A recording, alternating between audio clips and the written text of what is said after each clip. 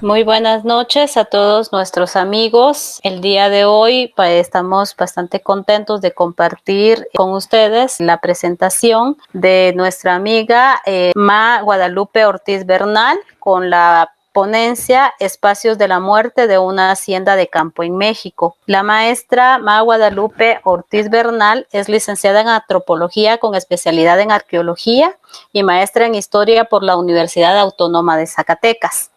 Se ha caracterizado en el tema de los cazadores recolectores durante el periodo prehispánico en la región del estado de Zacatecas. Ha colaborado en proyectos arqueológicos del municipio de Fresnillo. Desde el año 2010 hasta el presente realiza trabajo de investigación en el Panteón de Santa Teresa de la Santa Cruz, ubicados en Fresnillo, así como los espacios funerarios de las haciendas de campo decimonónicas de los municipios de Fresnillo, Valparaíso, Villa de Cos, Zacatecas, en relación a su historia y su arte funerario. Durante el año 2020 llega a cabo el proyecto de investigación Pandemias, Epidemias y Enfermedades de Fresnillo entre 1813 y 1918.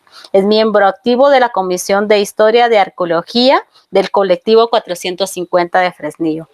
El día de hoy vamos a aprender bastante de la gran experiencia que tiene nuestra ponente, así de que bienvenida a Historia GT, le escuchamos.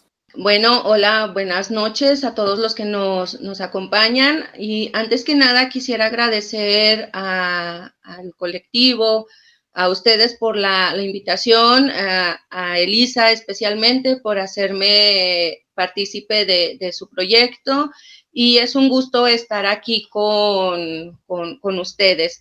El tema que les voy a presentar el día de hoy está relacionado con mi tema de maestría, con el cual yo obtuve el grado. En este caso son los espacios de la muerte de una hacienda de campo en México, 1732-1916. Aquí estamos en lo que se conoce como la Hacienda de Bañón, o la Hacienda de Santa Cruz de Bañón, ubicada actualmente en el municipio de Villa de Cos, Zacatecas. Esto en el centro norte del país. Y para seguir en esta misma línea, me gustaría comentarles que para llevar a cabo este trabajo, se inició con un recorrido previo durante el 2016 para conocer primeramente si las haciendas de campo, estas unidades de producción o estas unidades sociales que predominaron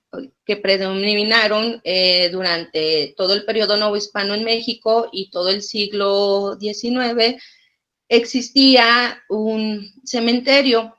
Para ello, yo tomé como referencia lo que se conocía el partido de Fresnillo, que no es otra cosa más que los municipios actuales de Valparaíso, Fresnillo y Villa de Cos. Y nuestra sorpresa fue amplia al ver que la mayoría de estas haciendas que se visitaron, que fueron alrededor de 25, contaban con su propio espacio de la muerte, o como en su momento yo lo manejaba durante el 2016, con su propio cementerio. Soy aceptada en el programa de historia de la Unidad Académica de Historia, y de ahí yo obtuve una beca de CONACYT, y esto también me permitió llevar a cabo esta investigación, que la verdad para mí fue muy grato los resultados. Pero aparte de lo que era identificar el vestigio funerario, parte importante de esta investigación, también fue necesario utilizar lo que viene siendo, se tuvo que hacer partícipe, obviamente, de las fuentes documentales del siglo XVIII, siglo XIX y siglo XX, de las partidas de defunción, tanto de índole parroquial como civil. También se consultaron los manuales de párroco, se consultaron los reglamentos del registro civil de 1870, 1874, y el Reglamento de Espacios Mortuorios del Estado de Zacatecas de 1916.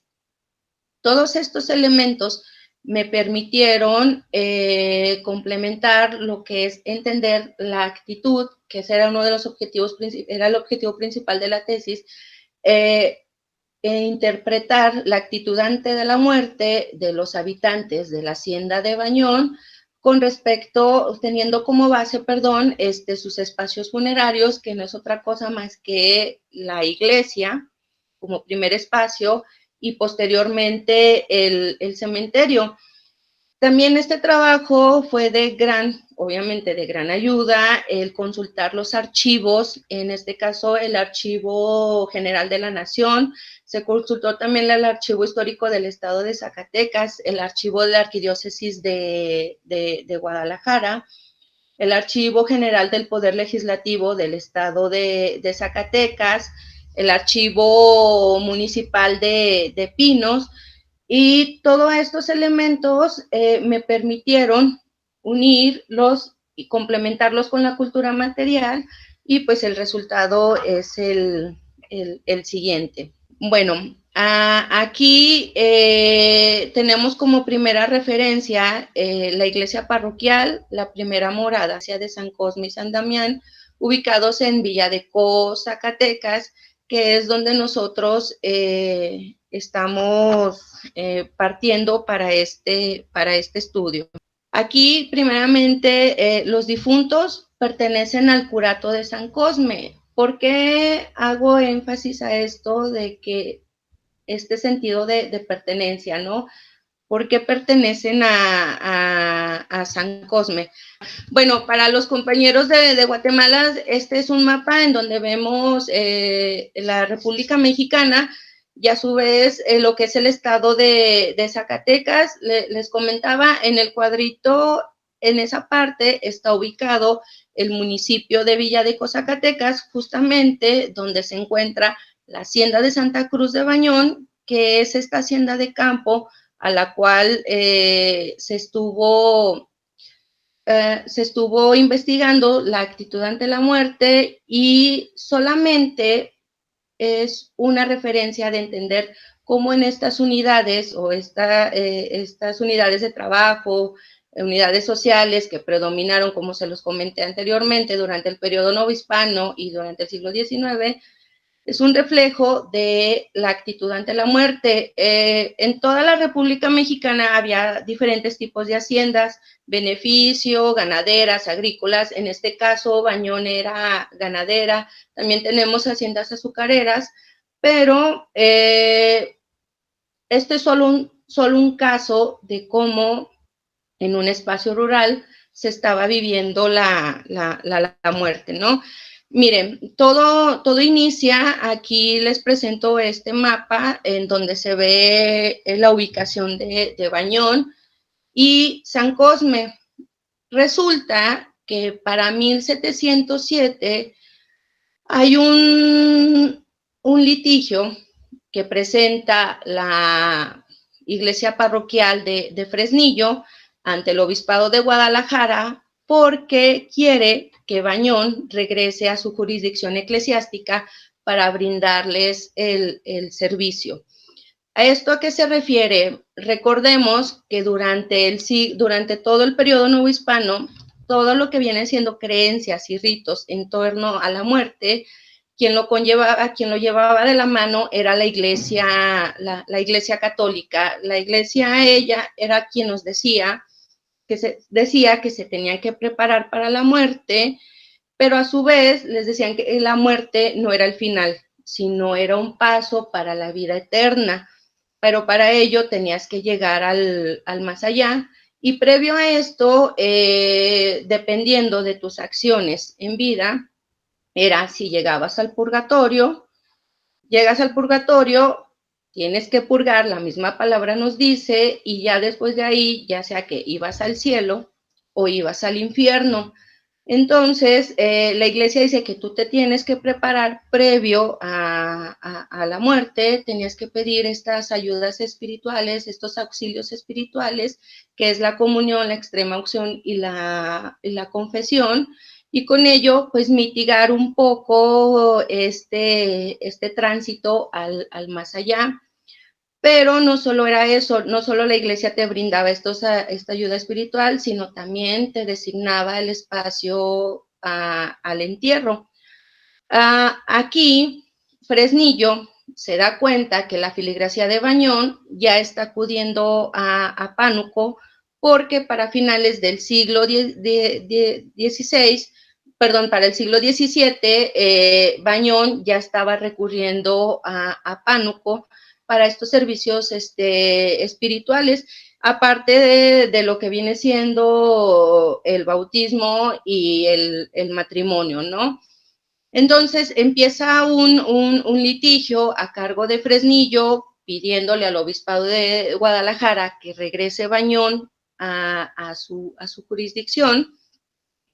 Este documento yo lo encontré en el archivo de la Arquidiócesis de Guadalajara.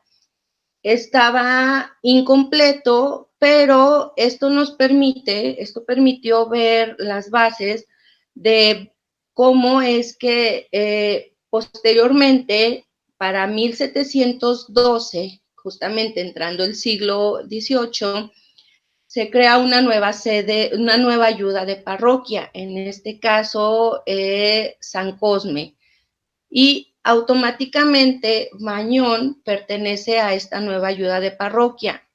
Tanto Fresnillo como Pánuco ya no le brindan el servicio religioso a Bañón.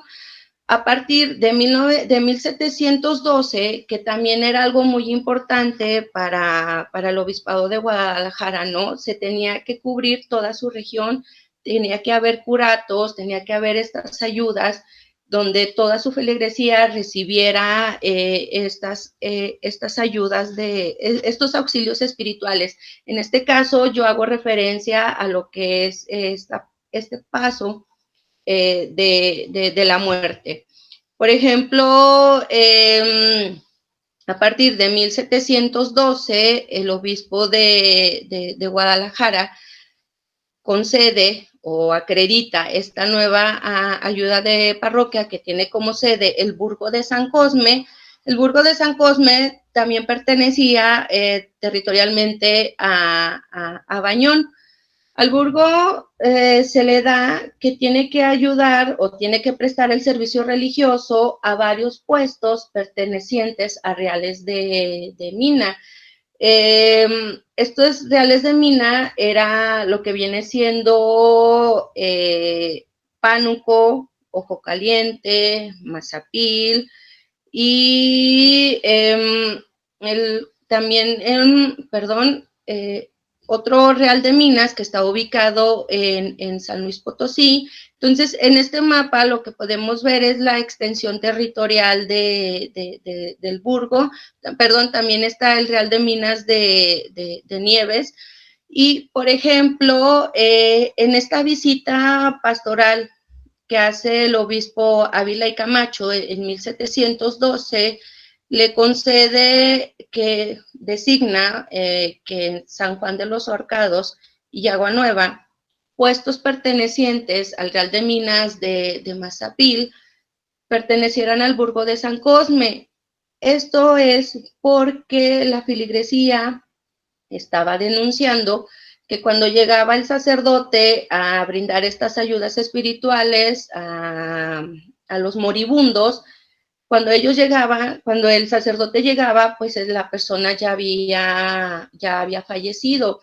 Esto también se debe que el Real de Minas de Mazapil, que es vecino del burgo de San Cosme, es ampliamente extenso, es un territorio muy extenso.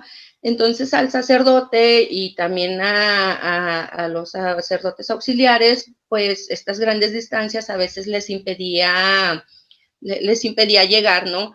Entonces, San Juan de los Horcados, como lo que estamos viendo en el mapa, es el puesto más alejado del burgo de San Cosme. Entonces, a partir de 1712, empieza esta ayuda de parroquia a cada uno de los puestos, y pues Bañón no fue la excepción. Aquí lo interesante del curato de San Cosme es que durante los primeros años de su formación, digo años, estamos hablando también como de las primeras 5 o 6 décadas de formación, todo el culto religioso se concentraba en la iglesia de San Cosme y San Damián, bautismos, matrimonios y obviamente defunciones. Todo estaba concentrado en ello, porque también parte del recurso tenía que estar en la iglesia parroquial y consolidar esta nueva ayuda de parroquia. Entonces, la feligresía de Bañón, después de haber pertenecido a la parroquia de Fresnillo, y donde llevaba a sepultar a sus familiares, y posteriormente de ir a Pánuco y también sepultar a sus familiares, pues ya tenía una iglesia más cercana para ir a depositar los restos de sus familiares.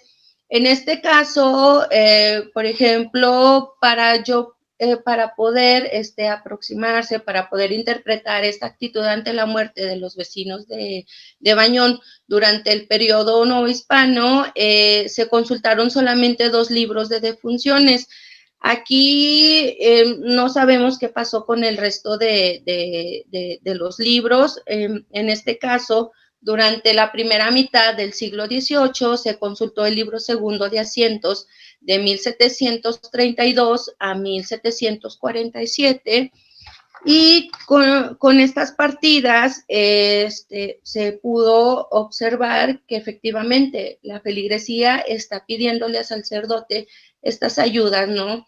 Mi familia requiere la extrema unción, mi familia requiere la confesión, y todo esto, como se los mencioné anteriormente, era necesario para mitigar y ver, bueno, no ver, necesario para saber que mi familiar, cuando llegara al más allá, tuviera los elementos necesarios para soportar lo que se tiene preparado para ellos. Este libro segundo de asientos también me permitió ver justamente lo que ustedes están observando, hacer una recreación de los puestos a los que se les estaba ofreciendo el servicio. Durante 1732 a 1747 se registraron aproximadamente 725 defunciones, en donde la mayoría se les administraban los auxilios espirituales, perdón, y a quienes no se les lograba aplicar era porque justamente cuando llegaba el sacerdote, pues esta persona ya había fallecido. También permitió observar la calidad racial, en donde está predominando indios, mulatos, españoles, y también había un porcentaje mínimo, pero de negros. Aquí también algo muy importante es la causa de muerte. Esta es solamente señalada cuando justamente no se le aplicaban los auxilios espirituales. Se observa, por ejemplo, en el caso de las mujeres, quien fallecía en parto, o bien las personas, tanto hombres como mujeres, que fallecían en accidentes, ¿no? Hay actas de defunción en donde señalan que la persona, el individuo, estaba trabajando en el campo, y de repente solamente dice que lo encontraron muerto, ¿no? Tenemos también causas de muertes relacionadas con lo que viene siendo heridas, en este caso armas punzocortantes. Pero de ahí más, la mayoría de las causas de muertes no son señaladas. Y algo también muy importante, tampoco nos señala el espacio en donde eran sepultadas las personas. ¿A esto a qué me refiero? Algo que también predominó justamente más en el siglo XVIII es sobre el estatus social. Quien tuviera más poder adquisitivo podía estar cerca de las capillas o cerca de los retablos o cerca del altar principal y poder sepultar sus restos óseos. En este caso, el libro de defunciones no me dice exactamente dónde fueron depositadas las personas, solamente dice que fueron inhumadas en la iglesia parroquial. Y tengo algunos casos en donde fueron sepultados en el cementerio o en el camposanto. Esto es referencia a lo que viene siendo el atrio de la iglesia. Pero al menos en lo que viene siendo el siglo XVIII, yo aquí en el Burgo de San Cosme, yo no se pudo identificar un estatus social para ver, para identificarlo, ¿no? Pero sí se observa que la mayoría de las personas contribuyeron para que su familiar estuviera adentro de la iglesia, de la iglesia parroquial. Posteriormente, en la segunda mitad del siglo XVIII, a finales del siglo XVIII, se empieza la construcción de la capilla o de una capilla en la hacienda de Bañón. Por ejemplo, he estado leyendo actas, he estado observando actas de defunción del curato vecino, en este caso el de Mazapil, y por ejemplo sus haciendas ya a lo largo del siglo XVII ellos ya contaban con capilla propia. Cosa contraria, que es lo que observamos aquí en Bañón. En Bañón no se contaba con ella. A finales del 18 se empieza a gestionar su capilla, pero previo a lo que viene siendo la construcción o el inicio de la construcción de la capilla de la Virgen de Loreto. ¿Por qué la Virgen de Loreto? Bueno, aquí viene el culto a la Virgen de Loreto desde, en su momento era San Miguel el Grande, hoy San Miguel de Allende, porque los propietarios de la hacienda de Bañón, que era la familia de la Canal, ellos eran devotos de la Virgen de Loreto y también lo llevan no sé si a la mayoría de sus propiedades, pero al menos aquí en Bañón se hace presente. Les comentaba, mientras se está construyendo la capilla de la Virgen de Loreto en Bañón, en España se hace el reacomodo o el cambio político con esto de lo que viene siendo las reformas borbónicas, que no voy a ahondar en ello, sino en lo que viene siendo, en lo que nos compete, en este cambio de mentalidad, ¿no?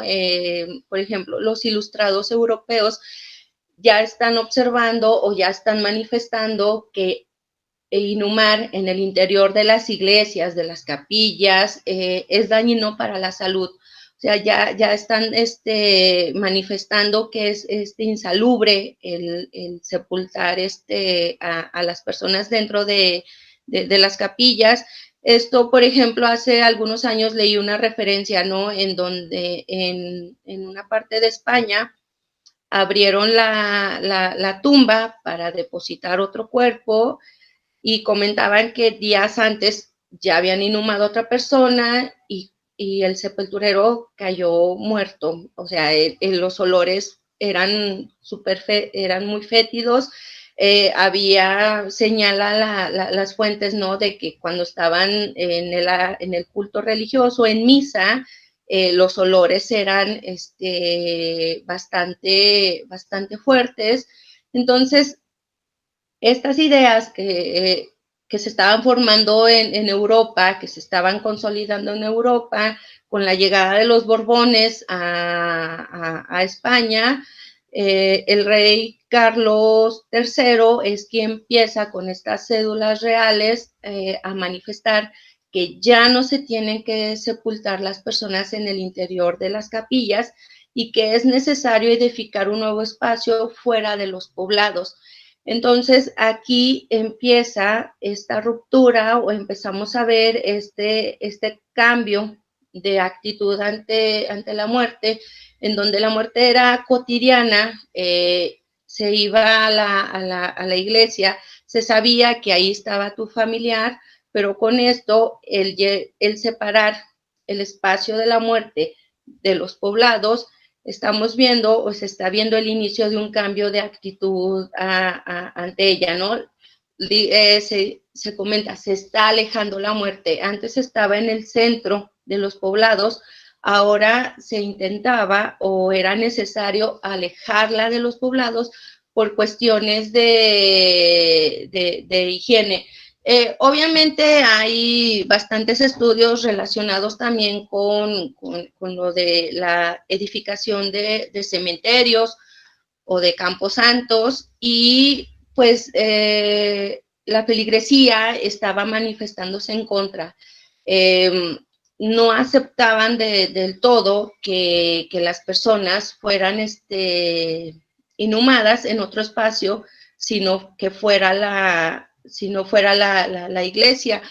Pero la presión de la corona española, tanto en España como en México, se hace presente con 2 cédulas reales, en donde también los obispos aceptan estas cédulas, aceptan estas ideas de que ya por cuestión de higiene ya no se pueden seguir sepultando al interior de las iglesias y algunos poblados, algunas ciudades hacen caso de estas nuevas disposiciones, pero hay otros casos en los que no. Por ejemplo, aquí es lo que estamos viendo en la capilla de la Virgen de Loreto. El libro de funciones para el siglo XIX solamente se pudo consultar el libro número 6 de 1803 a 1816, si no mal me equivoco. Y aquí lo que estamos observando es que la feligresía de Bañón, ellos están sepultando en su capilla. Aquí se registraron 720 defunciones y la mayoría, o casi el 80%, se sepultó en el interior de la capilla de la Virgen de Loreto y un 20% se depositó en el camposanto perteneciente a la capilla. Por ejemplo, también tenemos la presencia de esta epidemia que azotó a México en 1800, a partir de 1812, 13, 14, lo que se conocen las fiebres misteriosas. Aquí también algo muy importante, las actas de defunción ya me están hablando de enfermedades, me hacen hincapié de esta en Bañón. Se hace presente las fiebres misteriosas, pero aún así se está sepultando en el interior de la capilla. Se puede inferir o se tienen los indicios de que esto se debe a que estaba prácticamente nueva la construcción de la capilla y no se descarta que las tumbas, el número de tumbas fueron diseñadas acorde a la población que en ese momento residía en la hacienda de Bañón. Aquí es importante señalar que los propietarios de la hacienda no vivían en ella, sino ellos en San Miguel el Grande. Entonces, esta capilla es exclusivamente para los trabajadores, los sirvientes de la hacienda de Bañón. Algo que también, un poco que tuvimos de limitantes en las fuentes, pues era conocer realmente el costo, ¿no?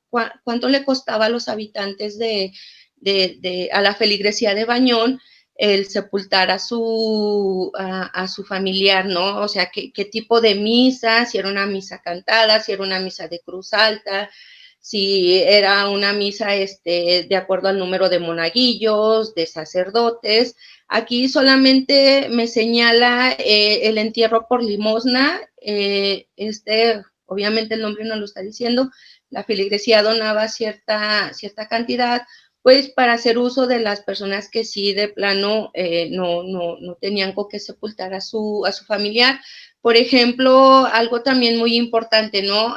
Aunque fuera un desconocido, se sepultaba en el interior de la iglesia o de la capilla, y se hacía uso de este recurso de limosna, pero estamos aquí en este libro número 6, de 1803 a 1816, nos dice que están cobrando 2 pesos, 2 reales, 4 pesos, 4 reales, es un entierro mayor, un entierro menor, pero no se puede identificar qué es justamente lo que concierne un entierro mayor y un entierro menor. Pero lo que sí se puede observar es que la Si puedes feligresía... cambiar de diapositiva, perdón, Sí, por favor. ahí voy, esa ya iba. Ajá. Se puede decir que ellos hicieron uso de su capilla. Por ejemplo, aquí, miren, lo que ustedes están observando es actualmente el templo de Nuestra Señora de Loreto. El templo que ustedes están observando no es la capilla que yo les estoy hablando, que se usó como segundo espacio de la muerte de la feligresía. Buscando información de este templo, nos dice que inició su construcción a finales del siglo XIX o principios del 20, pero platicando con arquitectos, con profesores, se puede inferir que justamente donde está ubicado el templo de Nuestra Señora de Loreto, ahí también se encontraba la capilla de la Virgen de Loreto. Si ustedes pueden observar en la imagen, de hecho todavía no termina de edificarse. Estamos viendo aquí, todavía la torre está inconclusa, pero quería mostrárselas de cómo es que actualmente está una segunda capilla, que ahora es templo, de la Señora de Loreto. Yo aquí les señalo que es la colonia González Ortega, antes Bañón, Villa de Zacatecas. Bañón cambia de nombre a partir del reparto agrario aquí en México, que sucedió en los años 30, pero todo mundo, bueno, no todo mundo, sino en el estado siempre se le identifica como Bañón.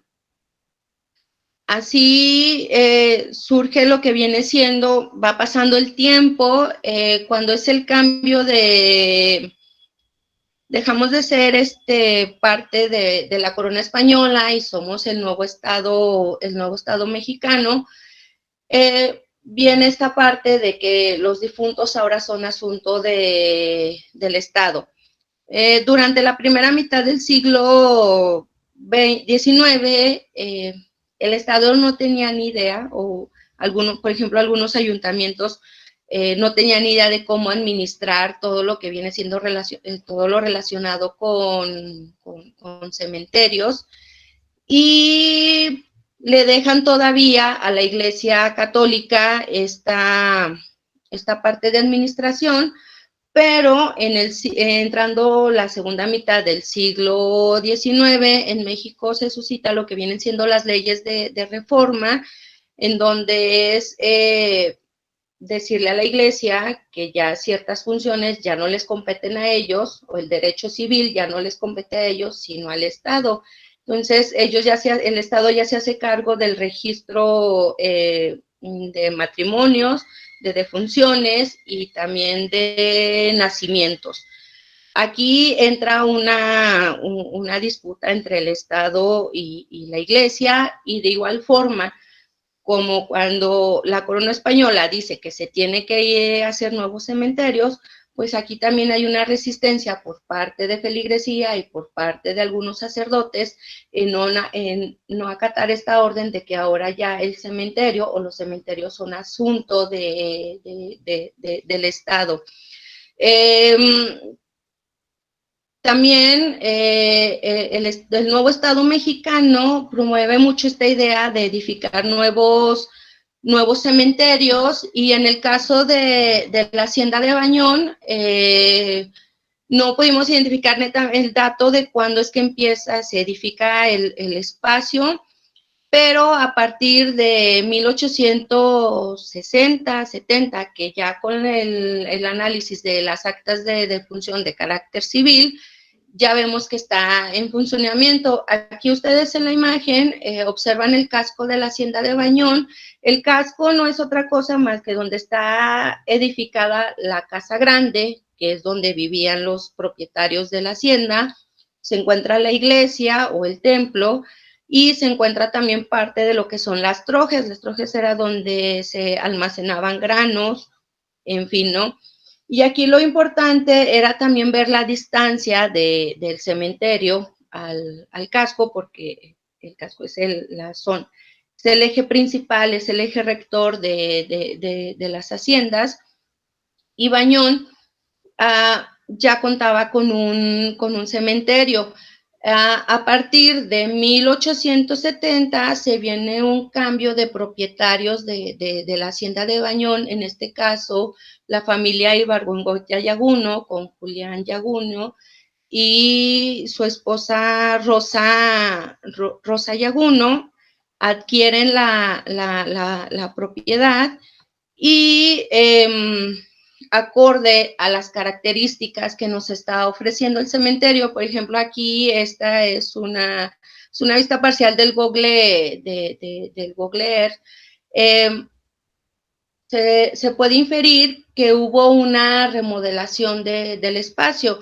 Aparte, esto también es muy habitual en la mayoría de los cementerios de los grandes poblados o de las ciudades, en donde empieza a predominar el arte funerario. Y si en la iglesia había una estratificación social, pues en el cementerio también se puede observar esta estratificación, este estatus social. Entonces, acorde al recorrido que se hizo en el cementerio, por ejemplo, aquí en este mapa, este plano, es una interpretación del original, porque no se pudo encontrar el plano original. Entonces, en este plano se puede identificar, se puede observar que tiene la forma de cruz, a pesar de que es un espacio de carácter civil, que está administrado por el registro civil de Villa de Cos, pero también predomina el corte religioso. El eje central forma parte de lo que viene siendo el mausoleo de la familia Yaguno, ¿no? Entonces, obviamente estamos viendo esta jerarquización del espacio. Por ejemplo, aquí les muestro el mausoleo de la familia Ibargüengoitia Yaguno. Ya presenta graves problemas de deterioro. En este caso, por ejemplo, aquí en México se tiene la idea de que durante el México revolucionario a las personas se les enterraba con su dinero, ¿no? Y todavía se tiene esa idea de que se está buscando el tesoro de los hacendados. El recorrido de superficie o el análisis también de las tumbas del cementerio de Bañón, por ejemplo, aquí ustedes están observando un panorama general, una vista parcial del cementerio de Bañón, lo que viene siendo la barda original, el material constructivo de adobe, está también bastante deteriorado. Pudimos ver, por ejemplo, esta imagen fue tomada días después del 2 de noviembre y todas las tumbas pues tienen estas flores de cempasúchil. Ya lo había comentado que platicando con la gente de Bañón, ellos nos dicen que pues todas las tumbas deben de tener su flor de cempasúchil, perdón, independientemente si es o no es su familiar, ¿no? Pero ellos deben de tenerla. Aquí, en este caso, también para identificar las tumbas y placas del cementerio de Bañón, pues se identificaron dos zonas, dos áreas de ampliación. El área original, que viene siendo el cementerio decimonónico, a partir de los 40, 50 se amplía el cementerio y entrando el año 2000 se hace otra segunda ampliación. Entonces, algo muy importante, este cementerio es un espacio vivo, sigue en uso y también se observó que el espacio está violentado, es decir, ya no se respetó la traza original del espacio, ¿no? En donde los pasillos también fueron objeto para hacer inhumaciones. Aquí, por ejemplo, les presento, es una placa y es una tumba y placa.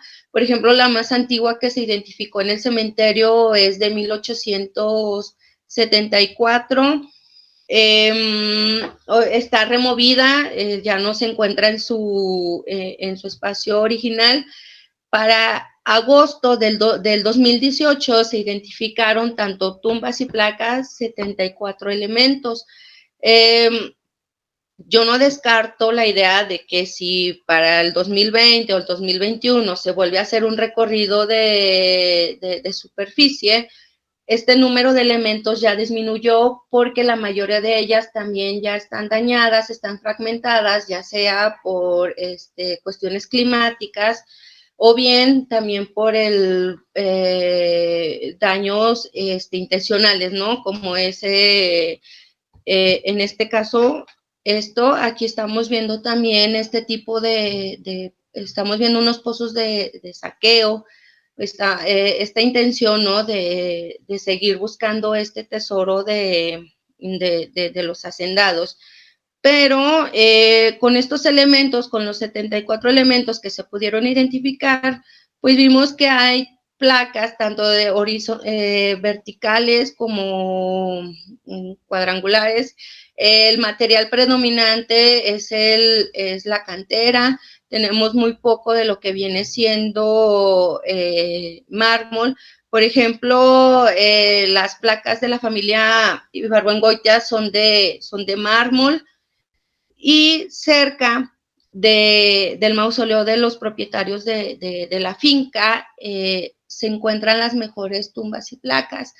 Entonces, el cementerio, pues sí, esta vez, a diferencia de la capilla y de la iglesia parroquial de San Cosme y de la Virgen de Loreto, aquí sí se puede observar esta estratificación social o este estatus, ¿no?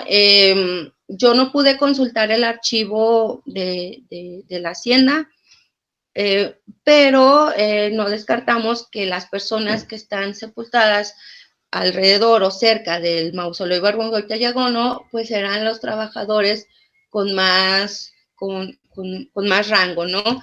Espero que haya sido clara. Aquí podemos observar es que los habitantes o la feligresía de la hacienda de Bañón estuvieron en constante adaptación a las disposiciones que se estaban presentando. Obviamente era sepultar al interior de la iglesia o de la capilla, ellos lo hicieron, y posteriormente todo esto bajo las ideas de la Iglesia Católica. y posteriormente viene el cementerio, pero ya un cementerio de carácter civil, ¿no? Administrado por el Estado. Por ejemplo, aquí en el cementerio pude triangular la información, es decir, consultar el acta de defunción tanto de la parroquial como de civil y su placa. Entonces estamos viendo que ya en la segunda mitad del siglo XIX, para los habitantes de Bañón, era cotidiano, era normal dar aviso al comisario de Bañón que había fallecido su familiar y esto le permitiera sepultarlo en el cementerio, pero a su vez también era importante buscar estas ayudas espirituales para el bien morir de mi familiar. Y por último, hacer esta manifestación, el manifestar a través del recuerdo de mi familiar por medio de una tumba visible y por medio de una placa en donde se pudiera demostrar este sentimiento de honrar y venerar a su familiar. Muchas gracias, Ma. Bastante interesante la visión que nos presentas de la muerte en esta hacienda. Y pues entonces abrimos el espacio para las preguntas. Para nuestros participantes acá en la sesión, por favor, si pueden hacer sus preguntas acá en el chat de la, ¿cómo se llama? De la presentación. Entonces, por favor, de la sesión. Y mientras tanto, no sé, yo tengo una preguntita ahí. ¿No has podido identificar la procedencia o sea, algún artista o de alguien que haya hecho las placas? El canterero. Mira, no, a diferencia de los cementerios de las grandes ciudades, en donde pues también se manifiestan estas grandes marmolerías importadas de Europa principalmente y hacen su firma, la firma de las marmolerías. Acá en Bañón no se logró identificar los maestros cantereros o las marmolerías, pero con el recorrido de superficie que se hizo en los cementerios de las haciendas vecinas y también, por ejemplo, aquí en Fresnillo, del Panteón de Santa Teresa y del Panteón de Villadeco, Zacatecas, encontramos similitudes con el estilo de las placas de Bañón. Entonces, se puede inferir que la feligresía o los habitantes de Bañón venían a comprarla ya sea a Fresnillo o bien iban a Villa de Cos. Estuve consultando el periódico oficial del estado de Zacatecas para ver el registro de la actividad ocupacional, pero no me menciona cantereros, o sea, no puede identificar quiénes son exactamente quien los elaboró. Digo, solamente con estos indicios, con la comparación de las placas de Fresnillo y de Villa de Cos, creemos que era donde las adquirían. Y, por ejemplo, encontré casos de placas ahí en Bañón en donde hacían el registro de dos personas inhumadas. ¿Esto qué quiere decir? Que pasaba cierto tiempo para que los familiares pudieran adquirir esta placa, ya sea de cantera o de mármol, ¿no? O sea, era cuestión de ahorrar, de trabajar y después adquirirla y, como les mencionaba, ¿no? Hacer esta manifestación, esta honra hacia mi familiar, Lore. Muchas gracias, Ma. Aquí tenemos una pregunta de Estuardo Ovalle. Felicitaciones por la exposición. Él trabajó el cementerio de Quetzaltenango en el occidente de Guatemala y pregunta, que dice que cuando él hizo su tesis se encontró que para poder ser enterrado gratuitamente en el cementerio debía tener 2 testigos que confirmaran que eran pobres. Ese fue ¿cómo se llama? Si fue el caso en México, también pregunta. Ah, ok. Mira, durante la segunda mitad del siglo XIX, aquí en México empezó a regular todo, como lo comenté en su momento, el registro civil. Y aquí ya el mismo Estado mexicano empezó a señalar las cuotas para las inhumaciones. Pero en Zacatecas, en el estado de Zacatecas, es hasta 1916 cuando ya contamos con un reglamento de espacios mortuorios y dan todas las cuotas, ¿no? Te cuesta tanto a perpetuidad, a 5 años, a 10 años, tanto inhumaciones como exhumaciones. Pero aquí algo muy importante, qué bueno que me hicieron esa pregunta porque lo omití ahorita en la exposición. Por ejemplo, en los cementerios de las fincas, que así lo ponen ellos en el reglamento de las fincas privadas, las inhumaciones para los empleados, para los trabajadores, es gratis. O sea, a ellos no se les está cobrando por ser inhumado en este tipo de espacios. Entonces, todos los habitantes de aquí, se puede observar esta importancia, ¿no? De los propietarios también, en donde se les brinda este espacio para que sus trabajadores hagan uso de él. Entonces, aquí no, el que también tenían que llevar 2 testigos para señalar que si eran pobres, creo que sí se hacía también aquí en México. Leí una referencia en las grandes ciudades para demostrar que era pobre y llevar a cabo el proceso de inhumación. No estamos un poco alejados, pero te digo, en este tipo de propiedades, en este tipo de fincas, para 1916 era gratis, ¿no? Cosa diferente con la iglesia, cuando administraban este tipo de espacios, la iglesia católica, que ahí sí había un cobro por inhumar a tu familiar. Espero que haya respondido la respuesta. Sí, bastante. Salvador Montúfar pregunta, ¿habrá fotos post-mortem que se acostumbraba a tomar en el siglo XIX? Yo no pude identificar imágenes post-mortem para la hacienda de Bañón. No las descarto, pero ya para el siglo XX, para los años 20 o 30, digo, ya cuando se hace el cambio de régimen de tierra, que es el reparto agrario.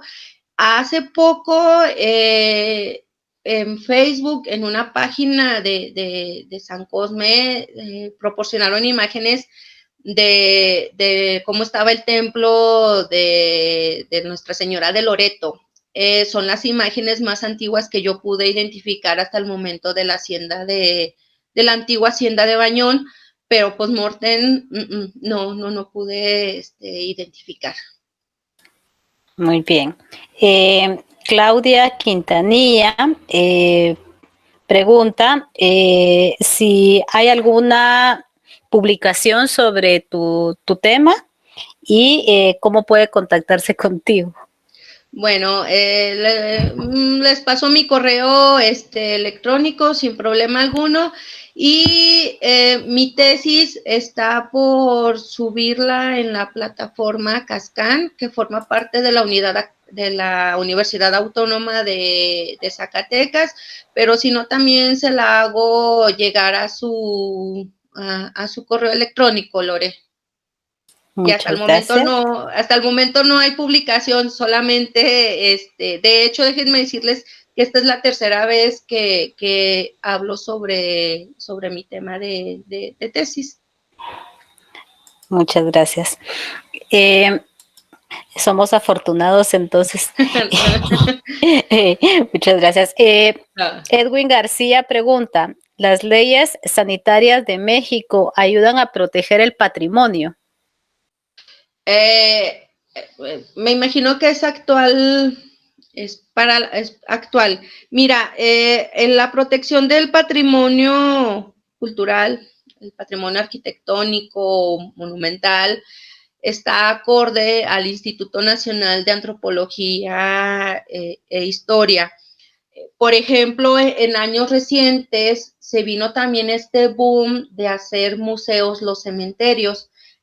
Por ejemplo, en el caso de la Ciudad de México, para quienes estamos dentro del estudio de este tipo de espacios, pues es necesario conocer el cementerio o el Museo Cementerio de San Fernando. De hecho, ahí se encuentran los restos óseos del presidente Benito Juárez junto con su esposa.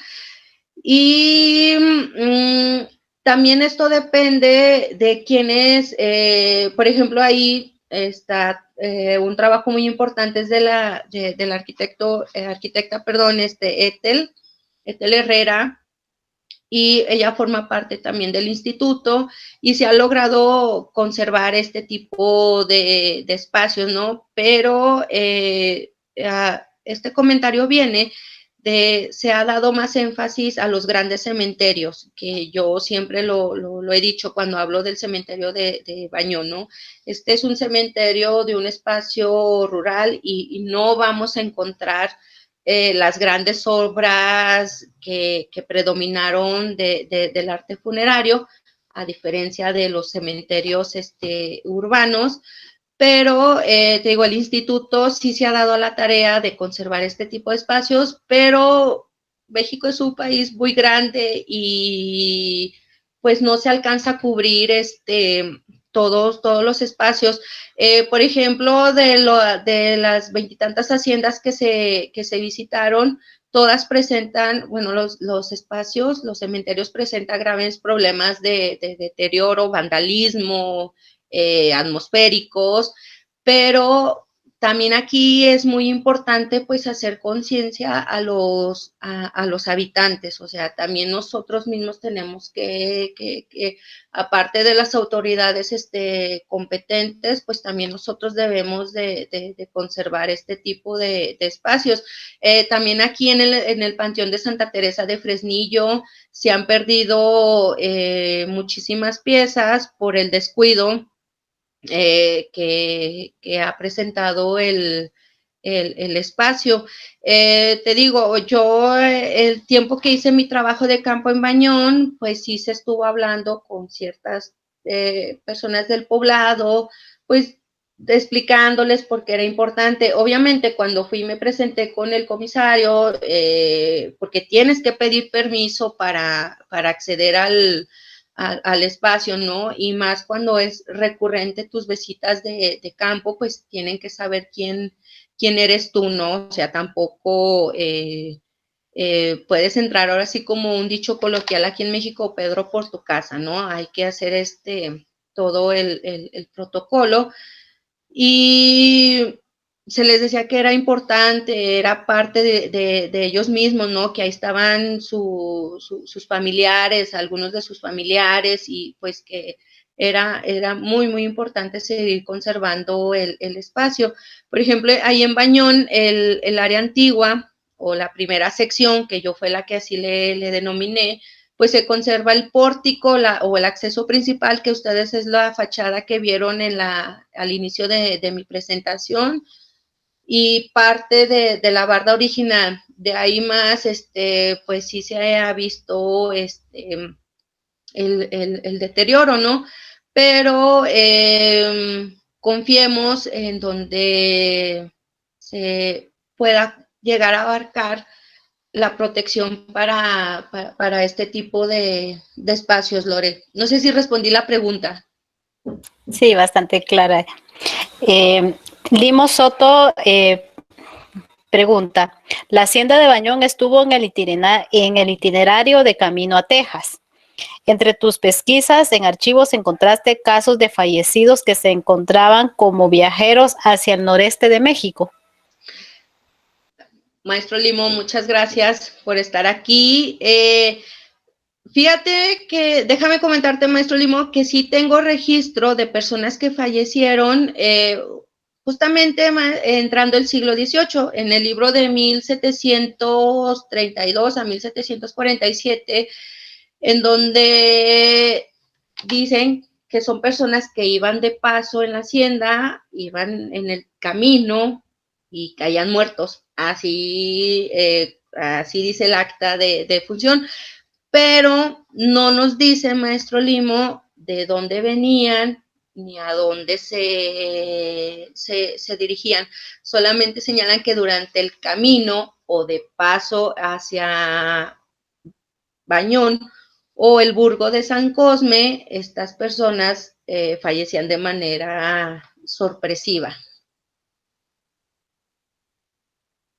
Muchas gracias. Leobardo Villegas Mariscal dice, ¿puedes ahondar un poquito en el tema de esas fiebres misteriosas que mencionas? La mortandad, si hay alguna sospecha de qué enfermedad era, etcétera. Y felicitaciones por la exposición muy clara. Muchas gracias, maestro Leobardo. Mira, ahorita que está un poquito, ¿verdad?, de moda esto de pandemias y epidemias a nivel mundial, surgió de nuevo este trabajo que han hecho los especialistas en el tema aquí en México sobre este fenómeno que surgió a raíz del movimiento de independencia aquí en México. En 1812, en Cuautla, Morelos, hubo un ataque contra los insurgentes y de ahí, a causa de su confinamiento, los expertos en el tema dicen que fue la raíz de que surgiera una epidemia de fiebres en donde iba de paso el ejército realista o el ejército insurgente, pero no se sabe exactamente cuál fue el origen de, bueno, qué enfermedad eran las fiebres. Como aquí se basan en los documentos eclesiásticos o en algunos civiles, no te aportan a grandes rasgos todas estas características que conformaban esta enfermedad, solamente te dicen que son fiebres. Entonces, los especialistas toman el nombre de fiebre misteriosas porque así los sacerdotes o los funcionarios civiles lo están llamando, pero hay quienes aseguran que no era otra cosa más que tifo, que era fiebre de tifoidea.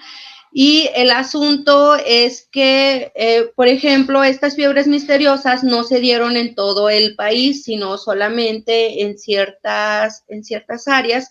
Y en Bañón no se descarta que también formen parte de las fiebres misteriosas, porque el propietario de la hacienda de Bañón, de la Canal, fue acusado ante el virrey Calleja de formar parte de la insurgencia. Entonces todos sus bienes fueron confiscados.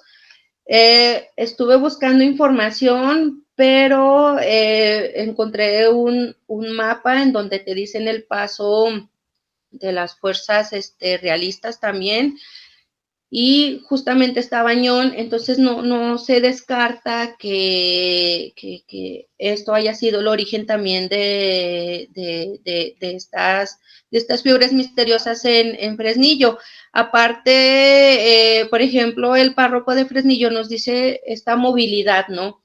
Entonces, no se descarta también esta variable que personas de aquí de Fresnillo o de otra región ya con la enfermedad hayan visitado Bañón, pero en ese año en Bañón se hacen presente más en 1813. De las 100 defunciones o ciento y tantas defunciones que yo tengo registradas, pues sí, un 40, un 50% forman parte de estas fiebres misteriosas, así le llaman, ¿no? No dan a conocer más cuáles son las causas o la sintomatología, pero con lo poco que se manifiestan, les vuelvo a repetir, los especialistas dicen que no es otra cosa más que tifo, o bien se le conoce también como peste. La peste es la combinación de varias enfermedades. Entonces, aquí o es fiebre tifoidea o es la combinación de varias enfermedades, Lore. Muchas gracias, María Guadalupe. Bueno, yo tengo otra dudita. Con respecto a las honras funerarias, ¿tienes registro de cómo eran en algún periodo? Mira, justamente el llevar al cabo el proceso de las honras funerarias está dentro del tercer capítulo de la tesis. Me da risa porque en su momento me dijeron que era que un poco de la parte más aburrida de mi trabajo, ¿no? Mira, la iglesia católica, que era la que llevaba todo el ritmo de los ritos y ceremonias, te menciona que previo o al moribundo, pues hay que darle estas ayudas espirituales, su extrema unción, su comunión y su confesión, ¿no? Una vez llegado el deceso del familiar o del amigo, esto ya es más en la intimidad, ¿no? Dentro de la casa. Había que bañar el cuerpo, había que colocar había que colocarle la mortaja. En este caso, la mortaja no es otra cosa más que el atuendo que se le ponía a la persona que había fallecido. Es por lo regular, la persona en vida te decía qué tipo de mortaja quería. Quien tenía recurso económico, pues era un hábito religioso perteneciente a una congregación, y pues a las personas de escasos recursos, pues no había otra que una manta. Era con lo que se envolvía.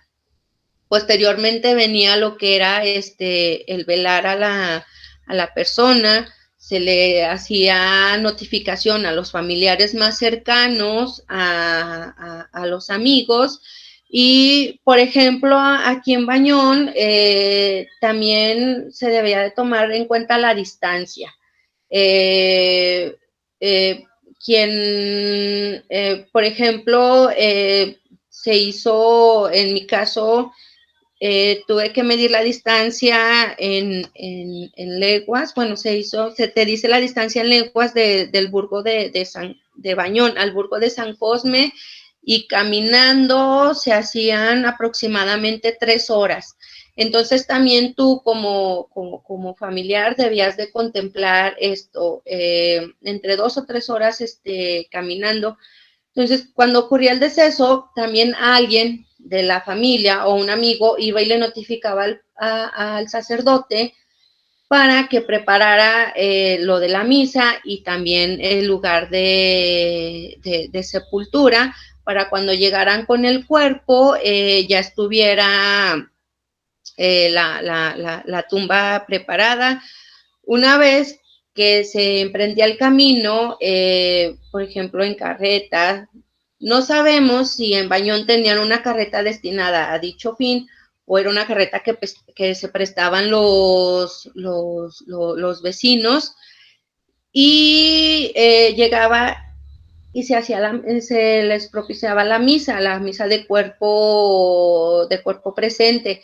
Aquí también la iglesia te decía, te marca cómo tiene que entrar el cuerpo, los pies tienen que estar apuntando al altar, tiene que sonar las campanas. Aquí también esta fue una de los elementos que se encontró de la tesis en los manuales del párroco, leyendo aquí, leyendo allá, en donde nos dice que también las campanadas de la iglesia son muy importantes porque cumplen varias funciones, ¿no?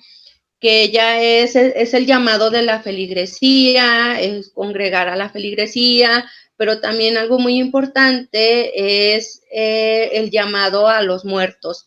Entonces, el sonar las campanas a las personas que ya fallecieron es el llamado para que vayan a misa, o sea, para que estén presentes en el espacio religioso, pero hasta el sonar las campanas, el que estuviera el monaguillo, la misa, todo eso tenía un costo, ¿no? Entonces, todo esto tenía que prevenir los familiares. Digo, lo tenían que ver para... Todo esto son estas pequeñas ayuditas que ayudan a tu familiar al más allá. Posteriormente de la ceremonia de misa de exequias, también en el manual de párroco te dice por qué es importante el incienso, el agua bendita. También el tener los cirios, también ese era un costo que te proporcionaba la iglesia, y se llega al momento de sepultar.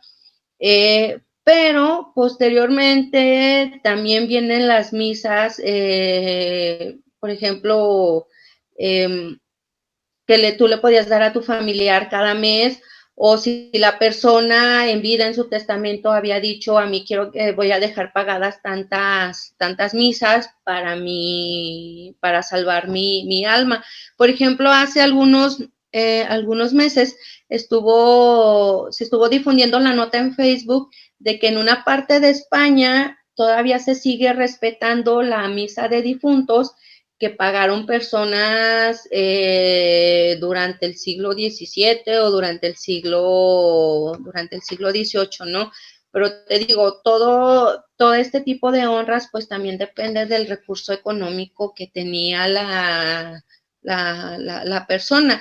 La parte del duelo, obviamente se viene un duelo por parte de la familia, pero pues eso ya está en la intimidad, ¿no? Esto forma parte de lo íntimo de cada familia, Lore.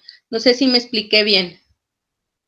Bastante claro. Muchas gracias, María Guadalupe. Agradecemos mucho tu magistral intervención, tu conferencia. Quedas invitada para una próxima oportunidad. Te invitamos a que te puedas despedir de nuestro público. Bueno, de nueva cuenta, muchísimas gracias por la invitación. Gracias a ustedes por estar aquí, a los que nos acompañaron. Muchísimas gracias y suerte para las siguientes presentaciones Historia de Guatemala. Muchas gracias, María Guadalupe. Los invitamos a nuestra próxima conferencia el próximo día jueves, agradeciendo mucho su preferencia. Que tengan muy feliz noche.